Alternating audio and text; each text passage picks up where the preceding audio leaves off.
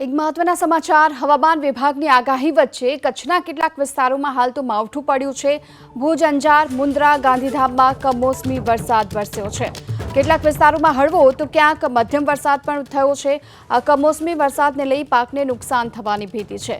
હવામાન વિભાગે જ્યારે 2 દિવસ સુધી સમગ્ર ગુજરાતભરમાં વરસાદનું એલર્ટ આપ્યું છે, એવામાં કચ્છના કેટલાક વિસ્તારોમાં આજે વહેલી સવારથી જ માવઠું જોવા મળ્યું।